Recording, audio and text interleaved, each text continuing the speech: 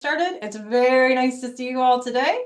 We'll just give it a minute, get everyone in, and we'll see you in just a sec.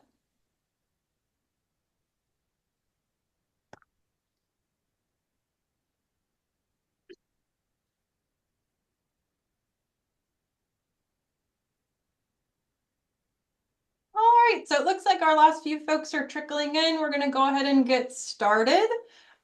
Just as a note, your mics will be automatically turned off for our meeting today, but we are here and absolutely want to answer your questions. So we're going to ask you to use that chat feature to ask those questions.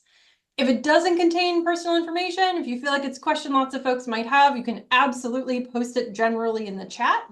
Or if you prefer to ask and have it answered privately, you can select any one of my wonderful co-hosts that are here that are other academic advisors who are going to be happy to answer your question. So you can just pick any one of those folks marked as co-host if you want to direct your question specifically to one of them.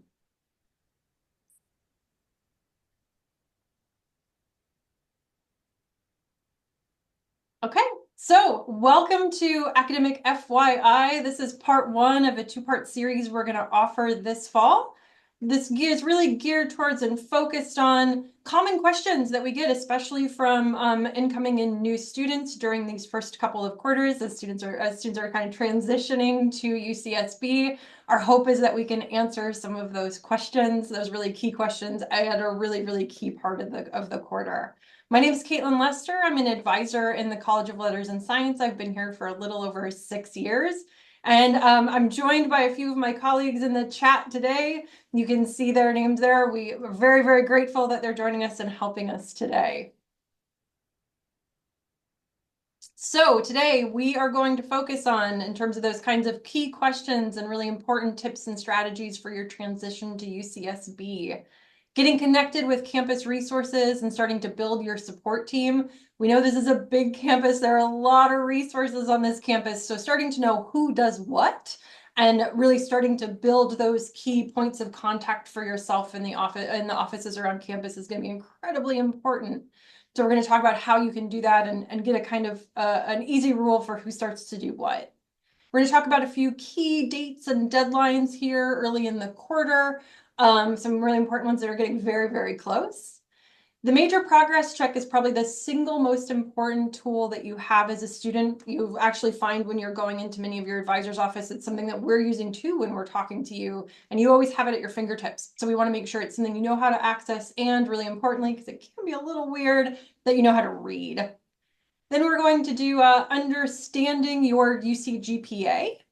So we're going to talk a little bit about how that works, what gets factored into it.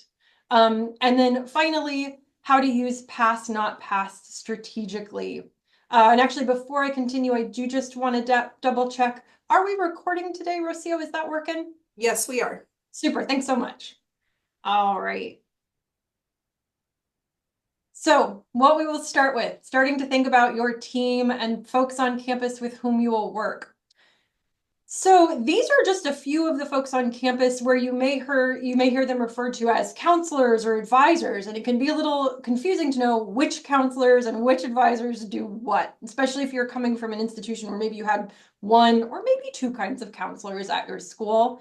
Do know that every single student at UCSB will work at minimum with two kinds of advisors. That's going to be a college advisor, like myself in the College of Letters and Science, and a department advisor or a major advisor.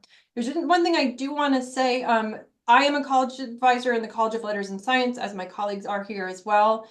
Some of the policies and things we talk about today are going to be really specifically geared towards College of Letters and Science students. If we do have any CCS or COE students joining us today, we're very glad to have you. Do know that for some of those things like late drops or grading option changes, you will want to double check with your college advisors in CCS or Letters and Science. Okay, so how do college advisors and major advisors differ? College advisors like myself are here to really assist with any questions you might have about like university, general education requirements, university policies and procedures, things like choosing your major or minor, especially if you're wrestling or thinking about a few or trying to understand if a minor can fit in your plans. We're also really here if you have any concerns at any point about academic difficulty. We're here to talk to you about your options, about what's going on, if anything like that does arise. Where that might differ a little bit from a major or a department advisor, those advisors are here specifically for when you're ready to declare your pre-major or ready to declare into a full major. That's done with a major advisor. They're also there if you're interested in, say, petitioning courses to count towards your major requirements. Maybe you're thinking about taking them elsewhere. Maybe you took something here and you want to see, can it count towards those requirements? That's really going to be done with a major advisor or a department advisor. So as you can see, students definitely need to be working with at least two kinds of advisors because we cover and really focus on two kind of different parts of your experience and your degree at UCSB. Now, if you're double majoring or if you're majoring and minoring, then you're working with a college advisor, advisor in major one, advisor in major two, or college advisor, major advisor, minor advisors. Then you're probably working with at least three folks. That's really the kind of minimum you can anticipate in terms of part of your academic team at UCSB, but you can see there's a whole lot of other offices listed here. So say you have a question about FAFSA, or you have a question about your standard academic progress or meeting SAP at UCSB, or maybe you have questions about what summer aid looks like if you take classes here or you take them at another UC. Those are really going to be questions for your financial aid counselors and advisors. If you had questions about what you might want to do after UCSB, if you want to take some self-assessments, if you want to look for internships, those are the kinds of things you're going to do with our wonderful advisors over in Career Services. Maybe you're looking to get additional mental health support at UCSB. Maybe you've come from somewhere else and want to have someone that's more local, or something arises during your time here and you'd really like to talk with someone. Then you're going to be working with a counselor in CAPS. If you're interested in doing tutorials or drop-ins for some of your STEM classes and you like some help with Chem 1A or Econ 5, then you're probably going to be working with CLAS. In addition to those wonderful STEM resources, of course, they also have absolutely terrific writing tutorials, wherein you can meet one-on-one with a writing tutor, or our academic skills consultants in CLAS. So if you feel like you could be taking notes more efficiently, because that is a tough thing, or you could be studying more efficiently, or maybe you're worried about how you're managing your time, you would want to meet with one of those academic skills consultants over at CLAS. Many departments also have professors that are specifically listed as faculty advisors. Those can be really key. You know, your department advisor is going to cover a lot of the sort of day-to-day, declaring your major, etc. Faculty advisors can be really key if maybe you're interested in moving on in that field, doing a degree or doing a graduate degree, getting involved in research in that field, trying to understand how to get letters of recommendation. That is what faculty advisors are absolutely key for. And then finally, we have specialty advising there, which houses a whole lot of things. So in our office, we have specialty advisors for our pre-law and pre-health programs. So if you're interested in a health profession after UCSB or you're thinking about law school, we'd absolutely encourage you to meet with one of our incredible advisors in those. If you're a member of the Educational Opportunity Program, or EOP, there's terrific advisors over in the Educational Opportunity Program offices that really do holistic advising in terms of thinking about not just your academics, but also financially and other things about how you're transitioning to UCSB. If you've worked in the past or are interested in working with disabled student services, you may also become part of the DSP program and work with an advocate there. So there's lots of kinds of specialty advising. In many cases, a question or issue you might have may actually involve more than one member of this team. So for example, if you become interested in doing something like a late drop, which we're going to talk about a little later in this presentation, and it's going to drop you below 12 units, well, that's something you're probably going to talk about with a college advisor. But if you receive financial aid, maybe that's something you're also going to talk about with a financial aid advisor. So often you're talking with more than one office, or you're starting to really seeing how some of these things interconnect. The single most important thing that I would say in terms of starting to build that team is if you go into one of these offices and you meet with someone who you found helpful, ask for their name, ask for their email address, ask for their card, and ask them if next time you have a question, if it's okay if you reach out to them directly. That way you really start to build those touchstones in every office that can be really helpful if questions arise in the future. And as we will talk about right now, This gives you kind of thumbnails of what most offices cover. So you can get kind of a sense of like, okay, if I have X kind of question, which office might help me with this? But really importantly, if you're not sure, if you have a question that doesn't seem to be addressed by any of these offices, or if you feel like your question kind of hangs over into more than one office, we are a really great place in the College of Letters and Science to start. If you got a question, you don't know where to go, or you haven't made a connection in one of those other offices, come see us. We're going to refer you and help you get connected to someone who can answer your question if we're not the ones who can. All right, so important fall quarter dates and deadlines. Some really important stuff is starting to come up very soon. Probably the most important is the one that comes really soon. On October 21st, so next Monday, the Winter 25 schedule of classes is going to be released. What that means is on Gold, you're going to be able to see what classes are being offered in winter, at what days, times, who's teaching them. So that will come out next Monday. On next Wednesday, October 23rd, that's the last day to drop a course on Gold. And what that means is if you use that drop function on Gold to drop a course from your My Schedule tab, the class comes off your schedule and it's not included on your transcript. We're going to talk about other kind of drops in a minute, but that's the last day to drop a course on Gold. So mid next week. The week, a couple weeks after, on the week of November, that starts November 4th, that's when your Pass 1 registration times for winter quarter are going to start. So your first day of your Pass 1 will fall sometime during that week. So as you can see, between when the schedule of classes is released and between when your Pass 1 starts, there's about 2 weeks. That is an excellent time to come see a college advisor to talk about your schedule and do some schedule planning for what you might want to take, what classes you might want to try to sign up for, and which pastimes. The following week that begins with November 11th, that's when your Pass 2 registration time will begin. So during Pass 1, you're going to be able to sign up for 11.5 units.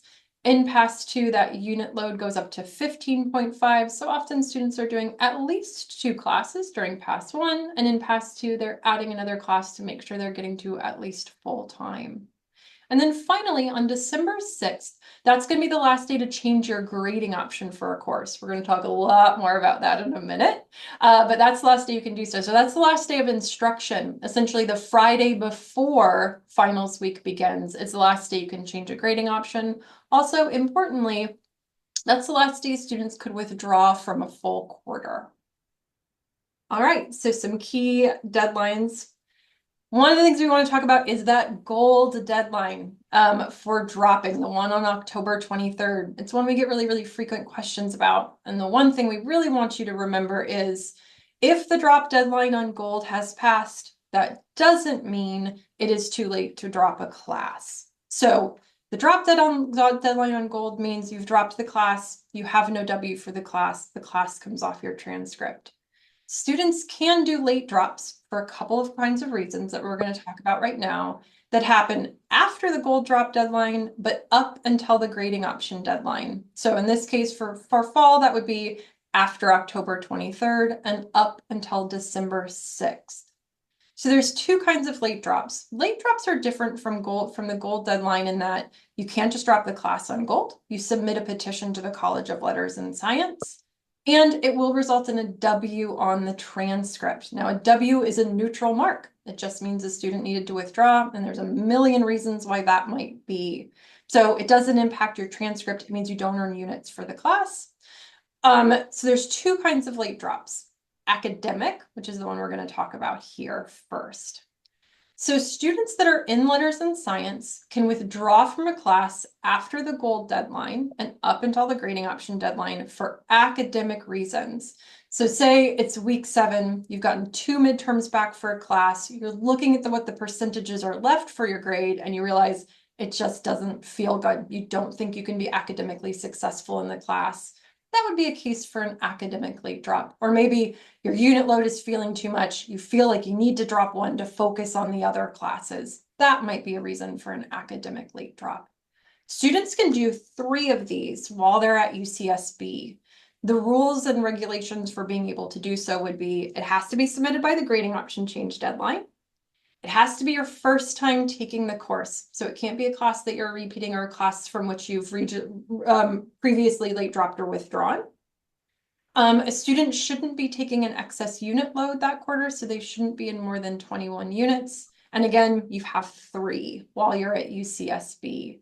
As it notes here, it does result in a W on the transcript. That's how it differs a little bit from a gold drop deadline. A W is absolutely a neutral mark. I think there's urban legends that exist that somehow a W necessarily has really negative connotations, or it might impact a student's ability to go to graduate school.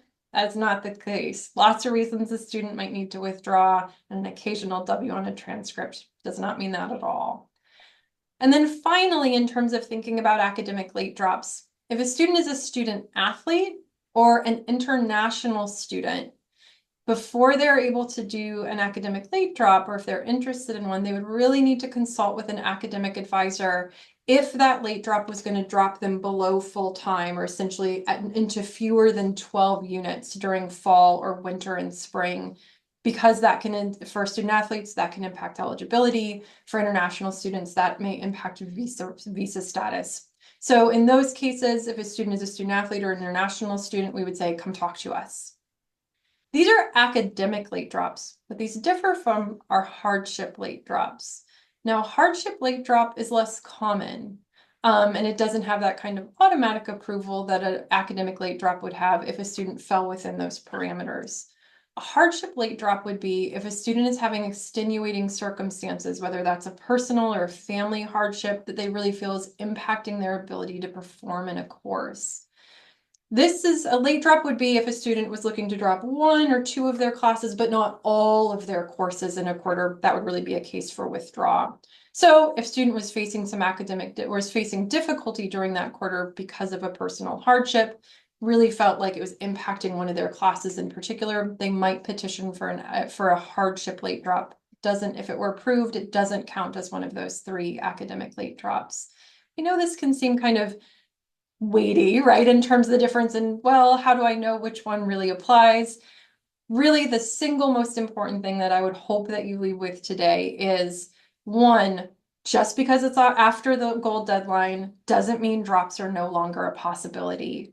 So 2, if you have concern about how a class is going for a quarter, if it's week 7 or 8 or 9, and you're just really worried about how things are going, single best thing you can do is come talk to an advisor so we can talk to you about your options, which kind of drop really seems appropriate and which seems to be part of what's going on. We can kind of walk through the difference.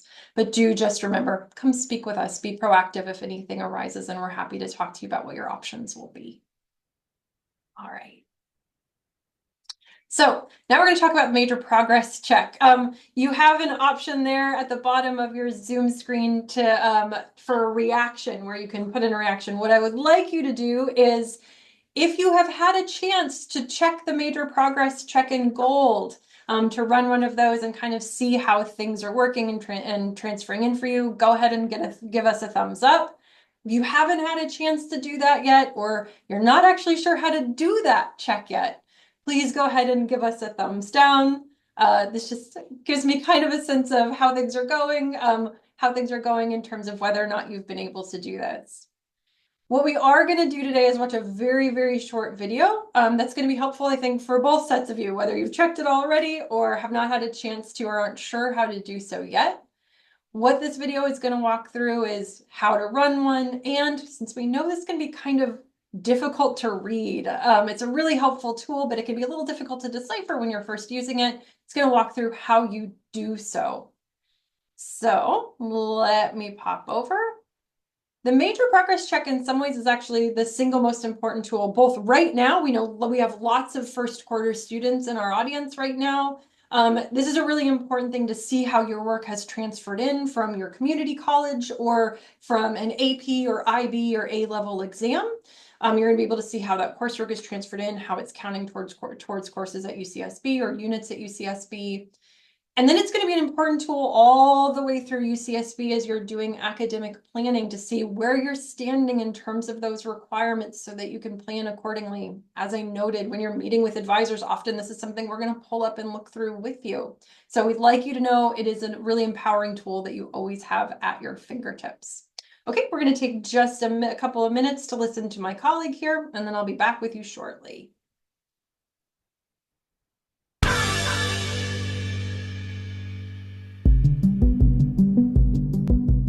Thank you for joining us as we review details and tips to help you track your academic progress through the GOLD system. Throughout your time here at UCSB, it is important to make sure that you understand what degree requirements you have remaining so that you can stay on track and graduate on time.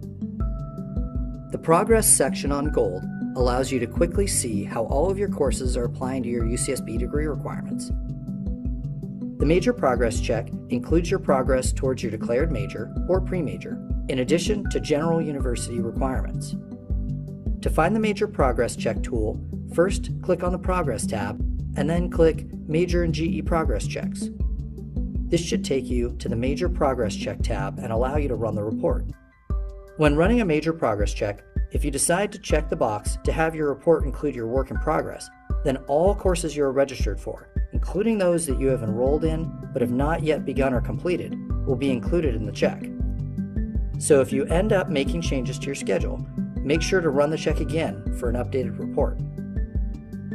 The Major Progress Check will default to running a report of your current declared major, but you can also run a Major Progress Check for any other major as well. However, if the major has a pre-major, then you will only be able to run the audit to show the pre-major requirements. Once you move from the pre-major into the full major, then you will be able to run the Major Progress Check showing all the major requirements. Keep in mind that if you are considering changing your major direction or are in a pre-major, then it is especially important to be working directly with advisors in the department. Also, some pre-majors can lead into either BA or BS degree programs, like pre-biology, for example. So in those cases, you should make sure to select the appropriate intended degree program under the second drop-down menu, so that you will see the appropriate GE requirements for that particular type of degree program. That second drop-down menu is also where students can choose between the different emphases available under a particular full major. Now let's run a Major Progress Check. Make sure to click Expand All, or click on the plus symbol next to the uncompleted area so that you can review details about your progress under each requirement.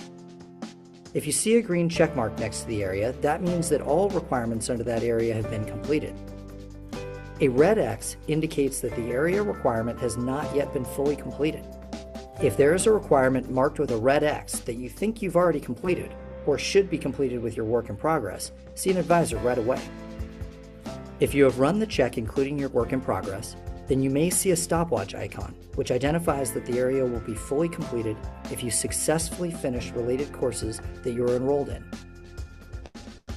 One of the first areas in the report is the minimum overall and upper division unit requirements. Note that the 60 minimum upper division units can count within the minimum 180 or 184 total units needed. For the GE areas, be aware that even if a course is listed as applicable to multiple general subject area requirements, those are the A through G requirements, a single course can only apply towards one of those requirements at a time. However, a course can overlap with multiple special subject area requirements and with the American History and Institutions University requirement. For example, a single course could count towards Area D, American History and Institutions, and the two special subject area requirements, ethnicity and writing. For a course that is listed under multiple A through G requirements, it will apply to the first requirement in the audit unless that area is later fulfilled by other courses. Below the GE requirements, you should be able to see your preparation for the major and/or upper division major requirements, depending on your declared major or pre-major. Be sure to expand these and take a look at how your existing coursework is being counted. Students' major and cumulative GPAs are also included in the report, so students can review where they currently stand towards the 2.0 graduation requirements in each of those categories. You will also notice the university letter grade requirement, which governs how many total units you can complete with a pass grade and how many must be completed with a letter grade. Keep in mind that typically all courses required for your major must be completed with a letter grade. There are also multiple areas related to the different university residence requirements, which relate to how many terms and how many units you will need to complete specifically through regular enrollment at UCSB in those different categories. At the bottom of the report, you can look at the section All Credit Accepted to review all the credit that is applying in the progress check, and you can also see if any transfer work or exam scores are applying as equivalent credit to UCSB courses. Note that if you have received credit identified as equivalent to any UCSB courses, then you cannot earn credit for those courses again here at UCSB. However, the system will not prevent you from enrolling in potentially duplicate coursework, so make sure that you do not enroll in any courses that may be a duplication. In general, it is always important to work closely with both your major department advisors and college advisors for official progress checks and schedule planning. Well, thanks again for joining us, and we look forward to meeting with you in the college advising office. All right, so just a few key points that arose during that video that I want to make sure we have plenty of clarity on. The first is that at UCSB, you'd be responsible for either 100 or 184 total units. The distinction in those would be a student would need 184 units if they're going to need a college level credit to fulfill the Area B foreign language requirement. So if perhaps you brought in high school credit for Area B, or you're a transfer student and you brought in IGETC, in those cases, you'd have credit for that area. You're going to need 180 units. If ultimately you're going to need to take Spanish 1 through 3 at UCSB to fulfill your Area B, then you'd be looking at 184 for graduation. That's going to include community college coursework that you've transferred in, IB or AP work that's been accepted by the Office of Admissions. So those are going to count towards that 180 total. As was noted in the video, you want to be really be careful about duplicate matriculation. So that area at the very bottom of your screen when you're running your major progress check that says all credit accepted. On the right-hand side, there's kind of two columns. On the right-hand side, it's going to list the work that you're transferring in. So whether that's your AP English Literature and Language exam, or that's Sociology 101 taken at SBCC, it's going to show that original name, that original exam or class that you took. On the right-hand side of the screen, it's going to show how it transferred into UCSB. So if it has a course equivalent at UCSB, say Soc 101 comes in as the equivalent of Soc 1, you would see that in that right-hand column. As you're signing up for classes next quarter, you want to be really familiar, if you anticipate that you have transferred in work, with that all credit accepted section to make sure if you've taken something that transfers in as a specific class at UCSB, if it shows a course equivalency in that right-hand column, you don't want to take the class at UCSB, as you wouldn't be able to receive units or credit for the class since it would be duplicate matriculation. Definitely, if you have questions about this, either about how things are transferred in or taking a class that seems to be duplicate matriculation, come in and chat with an advisor if you have any questions at all about it. All right, so how that 180 break down, really importantly, your 60 required upper division units are part of that 180 or 184 total, not separate from them. No majors, or rather no upper division majors at UCSB have 60 upper division units as part of their requirements. So students are going to have some additional upper division units beyond their major requirements. Now, that may end up, students may decide they're going to minor and they're going to have some upper division units coming in that way, or they're double majoring. Or they're majoring and they're going to fulfill those remaining upper division units with upper division electives, for example. So you can see kind of how this parses out. If you were just doing 60 upper division units, you needed 180 units at UCSB, you'd have 120 lower division units remaining. If you were in fact double majoring in between those two, you needed 84 upper division units. Well, then the balance of that would be coming from if you needed 180, 96 lower division units, for example. So the math is going to change a little bit for students, but just remembering at least 60 units are going to need to be upper division is really key. All right, so in the video, we talked a little bit about UC GPAs. It's really important. We get lots of questions about what goes into those, what classes are counting as part of your GPA. So some of the requirements at UCSB, you need a 2.0 minimum GPA in 3 different places to graduate from UCSB. So when you're looking at your major progress check, kind of near the bottom, you'll see a section that says UC GPAs. That's where these are going to be parsed out. So your cumulative UC GPA, that's all the classes you take at UCs, You need a 2.0 there. You need it in your overall major, which means it's including all the classes that are counting towards major requirements, upper and lower division. And then you need a 2.0 in your upper division major to graduate.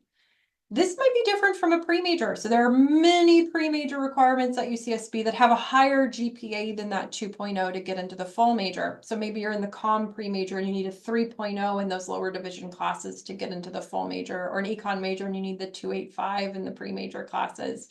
That is something distinct. So a pre-major GPA very well may be set higher. It's really important to be aware of what that may be for the major that you're interested in. For graduation, those 2.0s are going to come into play. So the classes that count into your UC GPA are, not surprisingly, classes taken in a regular session at a University of California campus. So that would include summer sessions.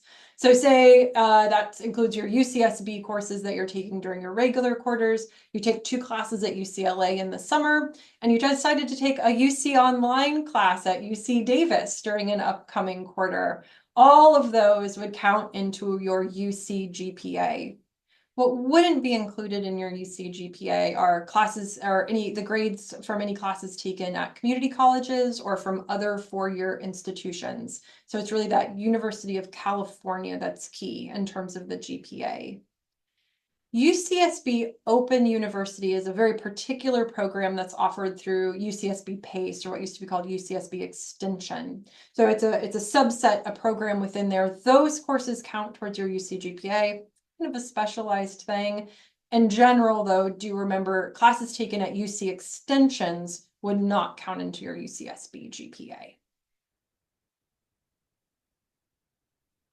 So you may be pretty familiar with running your grade point average or how a GPA does work. One thing to note here, you may be coming from an institution where pluses and minuses didn't have different numeric grade values. UCSB does include those as different numeric values. So an A minus is a 3.7, an A is a 4.0, for example. So to run your GPA, you're multiplying the numeric grade value, let's say here in A, by your 5-unit class. That would be 20 grade points. You're then going to add all those grade points together and divide it by the total number of credits you took. Say if you were doing a GPA for a quarter, the total number of units you took during that quarter to get, okay, what's my quarter GPA? The plus and minus thing can really come into play, especially if it wasn't something that you had at a previous institution, to remember that if a class says that you must have a C as a prerequisite in another class to be able to take it, do remember that that would mean a C and up. A C minus would be something distinct from that, and it wouldn't meet that prerequisite. So those are differently reckoned in terms of things like prerequisites as well. So here's a chart of our classes from 1 to 6 units with that numeric grade value, obviously in the 1-unit column. So you can get a sense of like, okay, how would my GPA parse out when I'm trying to figure out how many grade points would I get for the classes that I'm taking now. Certainly you can do this by hand in the way that I just talked about. If the idea of that fills you with dread, or you like a more efficient and faster way to do it, we do have a GPA calculator. Frankly, the easiest way to get there is just Google UCSB GPA calculator, and it's going to take you to the screen that I'm looking at now. This can be a super helpful tool, both by trying to kind of parse out what you think your GPA might be for a specific quarter, or as I've done here, you can see these are the classes, for example, in the pre-major for psych and brain sciences, where a student might be trying to parse out based on the number of units of each of those classes, the letter grades they've gotten thus far. Are they going to meet the pre-major GPA? In this example, you can see they're just slightly below that 2.7. This can be really helpful in planning as you start to take some classes for a pre-major to figure out, especially if you're in that last class or last couple classes, what do you need in those classes to be able to meet that pre-major GPA? Okay, probably the most common, or one of the top 3 most common questions we get really has to do with letter graded versus pass not passed. And we can certainly understand there could be a lot of confusion. Maybe it's the first time you're getting to make a choice about whether you're taking your classes for a letter grade and pass not passed, and you want to kind of know, well, how do I figure that out? How do I decide? This is definitely something we wanted to chat about today. I'm going to start with letter grades because when you're signing up for classes, that is what Gold is going to default to. If a class is grading optional, it's going to you're going to initially it would just enroll you as letter graded unless you made the explicit check to change that grading option. So some possible positives, some pros of taking classes for a letter grade. One, it's calculated in your GPA. It impacts the GPA. So if the class is going really well, if you're feeling good about it, cool. It's positively impacting that UC GPA if taken at UCSB.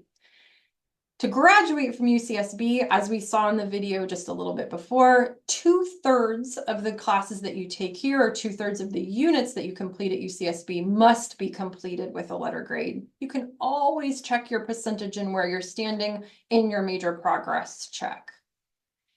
Another possible pro, especially if, say, a student is getting really close to completion, or they're thinking about standard academic progress with regards to financial aid, with letter grades, a D- or up earns you units and credit for the class, which means if you took a 5-unit class and you earned a D- or up, you earned the 5 units for that class. If you were hoping to fulfill a GE with that class, it fulfilled that GE requirement. Essentially, the class is counted as completed.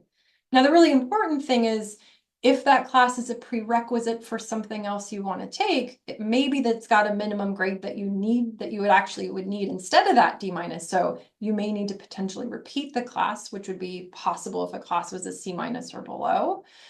So some courses may have a higher minimum grade prerequisite for a class. If it's strictly a matter of completion in units, though, with regards to a class, sometimes a letter grade makes sense because of that D- and up.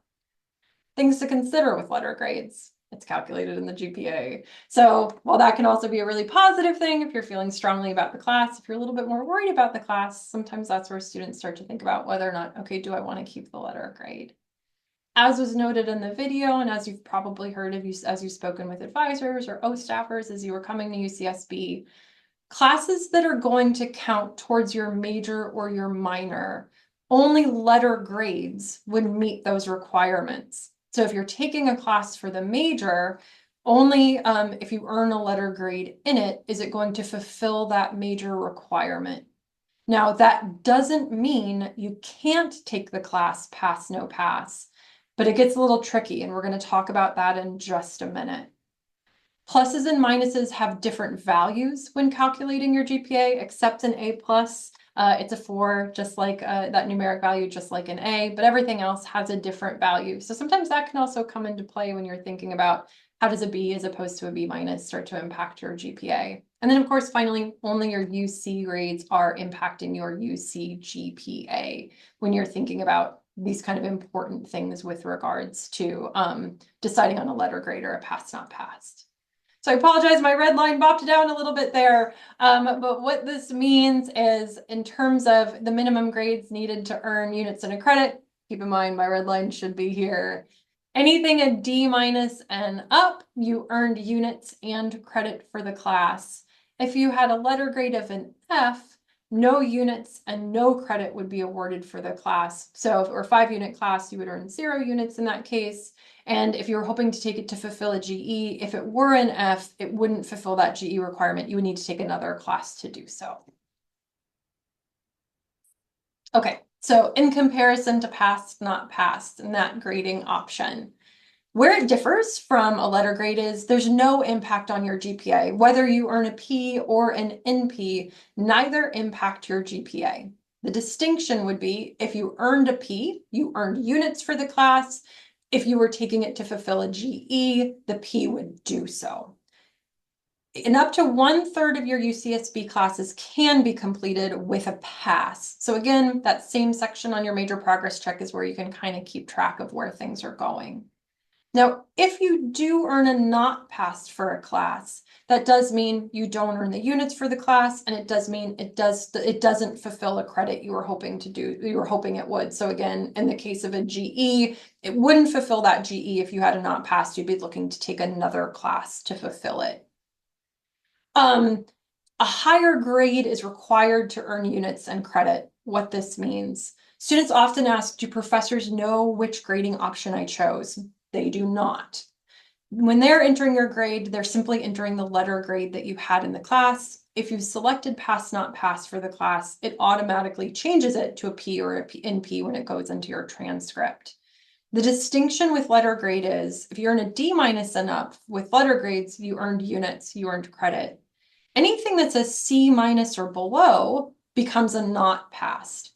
So in that case, in the case of a letter grade, a C minus, a D minus, a D plus would all earn you the units and the credit. The distinction here would be if anything is C minus and below is a not passed, in that case, you weren't earning units or credit with the not passed. Now here's where we get to the major and minor courses must be completed with a letter grade. So this is the part that's really key. A class might be grading optional and a student is taking it for their major. If it's a required class for the major, it can get very, very tricky in terms of thinking about pass, not pass. If it's grading optional, you have the option of changing it, even if you're in that major. And that's often a question students have. But you really, really don't want to change the grading option if you anticipate you're going to pass the class. The reason for this, a pass cannot be repeated. So if it is a required class for your major and you earned a pass and major classes must be taken for a letter grade, you're now in a bit of a catch-22 wherein you can't repeat the class, but it's also not counting towards your major. That can actually kind of put a block on a student continuing with a major. So if it's a chance where you think you're going to earn a pass and it's a major class, that's not something where you want to change your grading option. If you anticipate that you are going to earn a not pass and you're really certain you're going to earn a not pass, that's a rather different situation because a not pass can be repeated. So if it was your first time taking the class, it was a major required class, you earned a not pass, you could take the class again. My single rule of thumb would be if you're ever considering taking a major or a class that would count for a minor for a pass, not pass, come talk to an advisor before you finalize your decision to kind of walk through the pros and cons in terms of changing that grading option before you do it. And then finally, and very, very importantly, not all classes are grading optional. Some classes can only be taken for a letter grade. Some classes can only be taken pass, not pass. So this decision of changing your grading option only comes into play when the class is grading optional, which is something you can always check on Gold. And my line got screwed up again. The red line should be right here. So this comes into play. C and up, if the red line were in the right place, you get the units and the credit for the class. It becomes a P. C minus and below, no units and credit. It becomes a not passed. All right. So considerations and limitations in addition to what we already spoke about with regards to selecting your grading option. Sometimes your postgraduate plans might come into play a little bit in terms of deciding on passed, not passed. And this is probably the most consistent and the most common when students are thinking about law school after UCSB. And the reason for this is the Law School Data Assembly Service. They're the ones that calculate law school GPAs, which can be different from the GPA you graduate from UCSB with. They recalculate any not passed to an F. So if a student's ever thinking about taking a class for pass, not passed, and they're thinking it's going to be an NP probably for that class, we would always really recommend speak with one of our incredible pre-law advisors here at UCSB in the College of Letters and Science to kind of talk about the pros and cons in terms of that decision, but it can be one. This is only really consistently done by law schools. No other programs do this, or graduate programs as a whole do this as consistently. It's really a pre-law issue.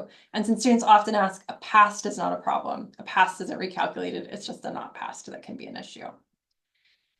For students that are international, students are sometimes concerned that if they've selected the pass, not passed grading option and they earn a not passed, then after the end of the quarter, ultimately they didn't meet the 12-unit minimum enrollment. If, say, they were taking 3 classes, one of those was a not passed, and ultimately with grades, they ended up with 9 units. That's not an issue. So for international students with regards to visa, it's full-time 12 units of enrollment that are key with regards to visa. That doesn't mean that selecting pass, not passed isn't an option. It's okay. That differs a little bit if a student is receiving veterans benefits. So for students who are receiving veterans benefits, if they're looking to change a grading option, they anticipate it's going to be a not passed, and that's going to drop them below 12 units of enrollment or 12 completed units for the quarter. Sometimes that can mean that there's a reduction in benefits or payback after the end of the quarter. So if you're receiving veterans benefits and you want to walk through pass, not pass as a grading option, kind of what your options might be, we'd always say, come talk with a college advisor. We're also going to connect you with the wonderful veteran certifying official over in financial aid to kind of talk about pros and cons. And then there's one other limitation other than that one that shows up in your major progress check about 2/3 must be letter graded, 1/3 can be passed. And that would be as if a student is under academic review. If you're not familiar with that term, that would be what's often called academic probation. But if a student is under academic review for a quarter, during that quarter, or the quarters wherein they're on academic review, they do have to take all classes for a letter grade. So during that quarter, or any quarters where they were under academic review, pass, not pass wouldn't be a grading option for them. So we've talked about the when and the why, but how? How do you do it if you want to change your grading option? So you're going to do it on Gold from the My Schedule tab. So what you can do is verify the current grading option here, where there's a red arrow. You can see for Econ 1, if there's an L next to the grading, that means the letter grade option is currently selected for that class. If you saw instead of P there, that would mean pass, not pass was currently selected for the class. If you want to change what's currently showing up, you're going to press that modify button here that you see outlined in green. When you do so, it's going to take you to a screen that looks like this to modify your enrollment options. The first thing you want to do is check where that red box is. Is the class grading optional? If instead you saw grading letter or grading passed there, that would mean those classes are not grading optional. They must be taken for what's indicated. If it's grading optional, you can take it letter grade or pass, not passed.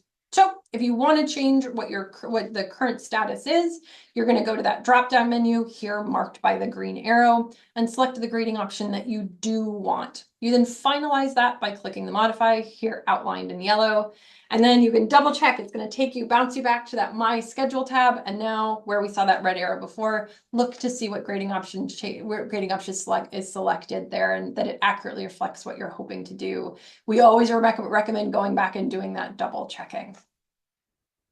All right.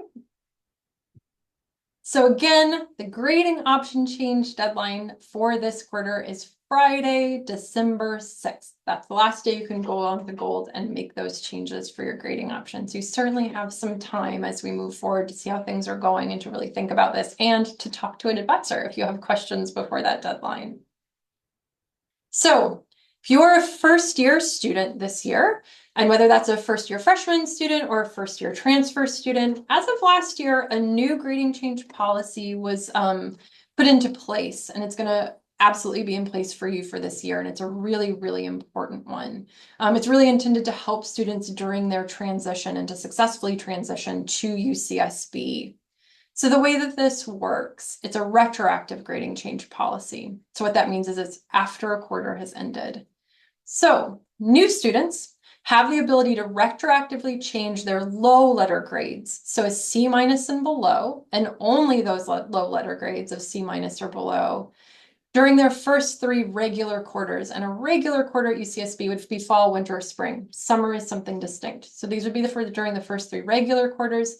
They can change low letter grades of C- or below to not pass under certain conditions. We're going to talk about those in a minute. The grade has to be changed during the term immediately following the one in which the grade was received. So in my example here, you can see a student received an F and a grading optional change during this quarter, fall 2024. The class was grading optional, and they wanted to change it to a not passed. They would have to make that change, and it's going to be on Gold. The same way you would change a letter grade during a regular quarter, it becomes retroactively enabled during the next quarter. You would be able to do that no later than the end of winter 2025 in this example, if it were a fall 2024 class. So conditions, what are those? One, of course, the class has to be optional grading. So it would only be the case if a class was optionally graded where you would be able to make this change. Students have to be in regular academic standing during the quarter they took the course. So that, like I said before, it couldn't be a quarter where they were under academic review where they could then retroactively change it. but it's the quarter in which they took it. So say students took classes in fall, and in winter, the fall classes put them under academic review. During the quarter they took it, they weren't under academic review. They still could go in and retroactively change those. But say for spring, if there were classes during winter when they were on academic review, they couldn't go back and retroactively change those. So that's kind of the key in terms of that timing.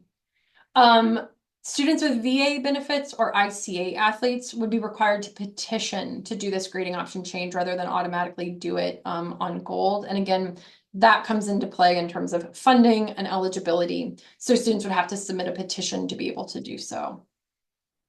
There's two important points here. Because grades of a D- and up earn units and credit, we would always recommend, if you're considering changing those, to talk with a college advisor to kind of walk through the pros and cons of doing that retroactive change. And if you receive financial aid, we'd also recommend you talk with financial aid, because that can come into play in terms of standard academic progress and completed units. So if you're questioning a class that you got a D or a D to D- to a C-, come talk to us. If you get financial aid, talk to financial aid too, so we can kind of walk through what your options might be, what might make the most sense.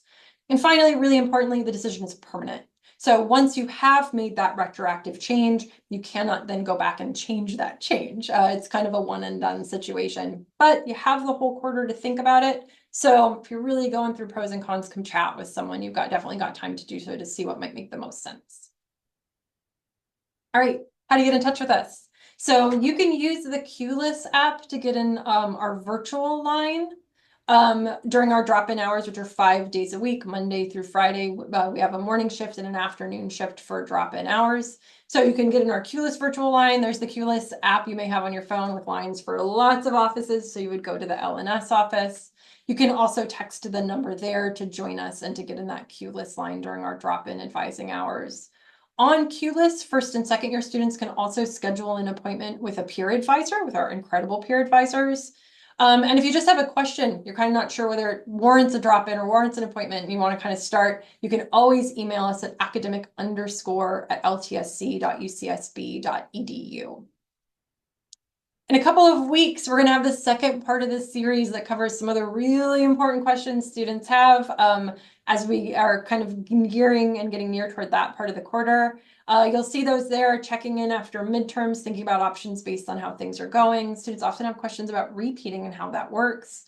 Very, very importantly for those last two, getting ready for winter registration. So you'll see this is the week before Pass 1 opens. So this is a good time to come in and walk through how to use Gold. If you're going to be using Gold on your own for the first time to sign up for classes, this is a great time to come in and kind of walk through how to do that, how to use the shopping cart, how to use waitlists, how to check for prerequisites and restrictions.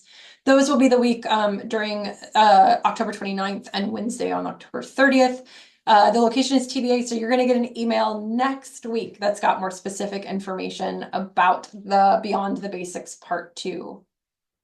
And then finally, if you've got ideas for other presentations you would like us to do, by all means, send us an email. You can put suggestion in there to our academic_advising. You can follow us on Instagram. We post about events that are happening on campus and also reminders about things like the late drop or a deadline or grading option change, etc. So it's a good thing just to kind of be connected, know what's going on campus. Advisors might still be answering your questions on the chat. Feel welcome to stick around if you haven't gotten your question answered yet.